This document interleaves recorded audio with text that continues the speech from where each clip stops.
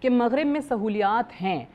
سوال کرنے کا مقصد بھی یہ تھا کہ وہ سہولیات تو ایک یونائٹڈ ہندوستان میں بھی مسلمانوں کو مل رہی تھیں نا. رہن سہن صحیح تھا, کھانا پینا تھا, جائیدادیں تھیں. ہمارے لوگ جو ہیں وہ اتنی بڑی تعداد میں ہجرت کر کے یہاں آئے ہیں. کیوں آئے ہیں؟ اسی لیے آئے ہیں کہ ایک ملک ایسا ہوگا جو اسلامی فلاحی ریاست بنے گا. وہ حاصل نہیں ہوا. یہ سوال کرنے کا اور کمپیریزن کرنے کا مقصد بھی یہی ہے کہ ہم کہیں نہ کہیں جو بنیادی ایم تھا اس ملک کو حاصل کرنے کا اس سے ہٹے ہیں, اور جو نظام حکومت ہمارے ہاں رائج ہے وہ وہاں سے ہم نے لیا ہے, اس مغرب سے لیا ہے جس کے بارے میں آپ نے اشعار میں ہی دیکھ لیا کہ شاعر مشرق کا کیا خیال تھا کہ یہ مغربی نظام سودی نظام ہے, یہ نہیں چل سکتا. جزاکم اللہ خیراً کا شکریہ کہ آپ نے یہ سعادت نصیب کی کہ میں آپ کے ذریعے مخاطب ہونے کا مجھے موقع مل رہا ہے. سب سے پہلے یہ بات جان لیجئے کہ اسلام ایک مکمل ضابطۂ حیات ہے.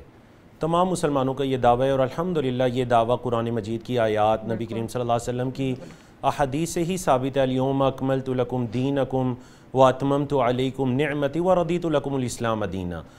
اب یہ دین اسلام اتنا روشن اور اتنا واضح ہے. نبی کریم صلی اللہ علیہ وسلم نے دیکھیں اپنی وفات سے قبل کیا فرمایا کہ ترکتکم علی المحجۃ البیضاء, اے میرے صحابہ میں تمہیں اتنے روشن راستے پر چھوڑے جا رہا ہوں, لیلھا کنہارھا.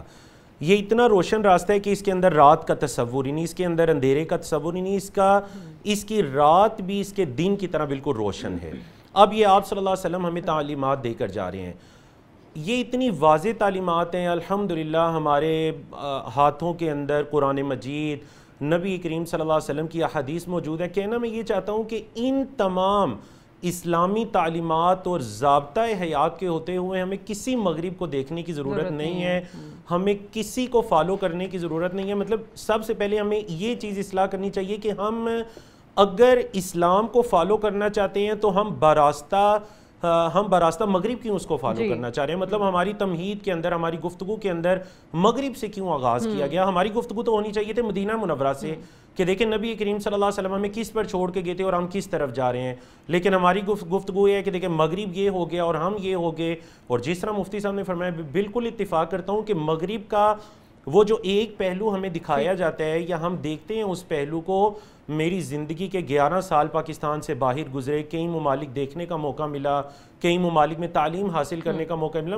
ہمیں پتہ ہے کہ مطلب وہ جو بہت زیادہ اخلاق وائز اور حقوق کو ادا کرنے والے بنتے ہیں ان کے ممالک میں کس طرح سے حقوق کی پامالی ہوتی ہے.